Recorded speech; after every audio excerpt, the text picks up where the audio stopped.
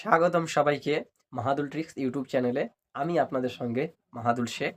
আজকের আমরা জানবো আমরা যে দুয়ারে সরকার বসছে বা দুয়ারে সরকারে এইসব কাজগুলো হয়, বা আপনি চাইলে আপনারা অন্য সময় ব্লক বা পঞ্চায়েত থেকে এই কাজগুলো করতে পারবেন। তো দুয়ারে সরকার আসার জন্য আমি এইসব প্রকল্পটি উল্লেখ করছি যে কি আপনারা দুয়ারে সরকার ফ্যাসিলিটি পাবেন। তো সেই সম্বন্ধে আমি এই ভিডিওটা করছি। আজকের ভিডিওটা হবে যে প্রকল্পটি, সেই প্রকল্পটির নাম হলো কিষাণ ক্রেডিট কার্ড, কৃষি দপ্তর। কিষাণ ক্রেডিট কার্ডের জন্য কিভাবে অ্যাপ্লাই করবেন, কি নথিপত্র লাগবে, কারা কারা এই ফ্যাসিলিটি পাবেন, তো এই সব সম্বন্ধে তো চলুন শুরু করা যাক। তো আমরা দেখাবো যে প্রকল্পটি কিভাবে কি নথিপত্র লাগবে। আপনি চাইলে আমার কথা শুনতেও পারেন এবং চাইলে সাইটে আমি স্ক্রিনশট একটি আমি লাগিয়ে দেবো। সেই স্ক্রিনশটটি আপনারা দেখে পড়ে নিতে পারেন এবং আপনারা চাইলে যে কোনো ওয়েবসাইট থেকেও দেখতে পারেন। তবে আমি উল্লেখ করছি যেটা, আপনারা সেটা শুনতেও পারেন। এই সম্বন্ধে আরও অনেক কিছু ভিডিও ছাড়বো। আপনি কিভাবে ফর্ম ফিল আপ করবেন সেটাও পরে দেখাবো।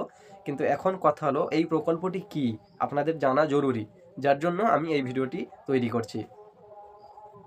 তো কিষাণ ক্রেডিট কার্ড কৃষি দপ্তর প্রকল্পটি কি, কিষাণ ক্রেডিট কার্ড প্রকল্পটি কি সেটাই আমি আজকে জানাচ্ছি। প্রকল্পটি কিষাণ ক্রেডিট কার্ডের মাধ্যমে কৃষকদের চাষ, আবাদ এবং আনুষঙ্গিক কাজের জন্য সহজ শর্তে ব্যাংক এবং অন্যান্য আর্থিক প্রতিষ্ঠান থেকে পর্যাপ্ত পরিমাণ এবং সময়মতো ঋণ প্রদান করা হয়।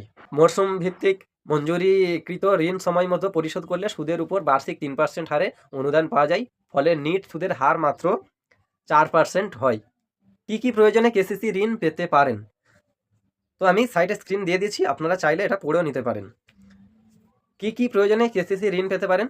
1 নম্বর হচ্ছে ফসল চাষের জন্য স্বল্প মেয়াদি ঋণ। 2 নম্বরে ফসল কাটার পরবর্তী খরচ।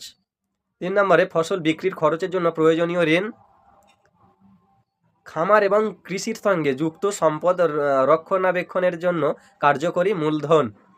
5 কৃষি ও আনুষঙ্গিক কাজে বিনিয়োগের জন্য। তো কি কারণে এই প্রয়োজনে কেসিসি ঋণ পেতে পারেন সেটা আমি আপনাদেরকে জানালাম।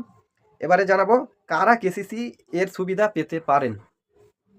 1 চাষযোগ্য জমির মালিক যারা একক ও যোগ্যভাবে কৃষি কাজ করেন, যারা চাষে কাজ করেন তারা এটাই পাবেন। এবং 2 নম্বর হচ্ছে নথিভুক্ত বর্গাদার। 3 নম্বরে ভাগ চাষি, ওরাল লিজি শেয়ার করার টেন্ট ফার্মার, ভাগ চাষি হলেও তারাও পাবেন এই ফ্যাসিলিটি। 4 নম্বরে স্বনির্ভর গোষ্ঠীর সদস্য যারা নিজস্ব জমিতে চাষ করেন বা ভাগ চাষি, যারা নিজেদের জমিতে চাষ করেন তারা পাবেন এবং ভাগ চাষির এরাও পারবেন।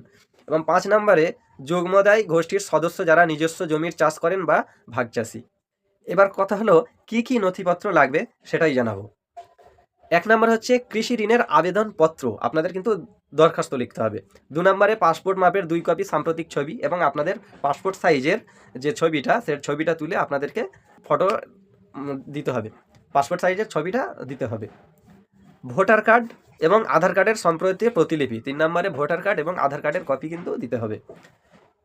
আর 4 নম্বরে কৃষি জমির দলিল, এটা কিন্তু আপনাদের অবশ্যই রাখতে হবে। পর্চার প্রত্যাশিত প্রতিলিপি, সেই পর্চাতে সব ডিটেলস যেগুলো আছে সেই পর্চা সেরকমভাবে বের করতে হবে দাগ হিসেবে।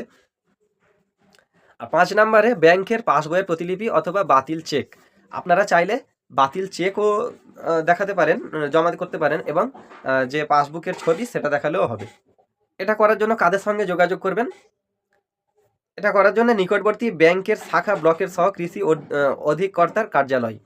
আর আপনারা দুয়ারে সরকার এটা নিয়ে কিন্তু অবশ্যই দরখাস্তটা লিখে আপনারা জমা করবেন, এটা আপনারা এই ফ্যাসিলিটিটা পাবেন। তো আজকের ভিডিও এই পর্যন্ত। কিষাণ ক্রেডিট কার্ড এই সম্বন্ধে আরও ভিডিও, কিভাবে আপনারা ফর্ম ফিল আপ করবেন, কিভাবে কি করবেন, কিভাবে দরখাস্ত লিখবেন, সব কিছুর ভিডিও কিন্তু আমি আপনাদেরকে শেয়ার করব। আপনারা চাইলে চ্যানেলটি সাবস্ক্রাইব করে রাখতে পারেন। আবার পরবর্তী ভিডিওতে দেখা হবে। ধন্যবাদ।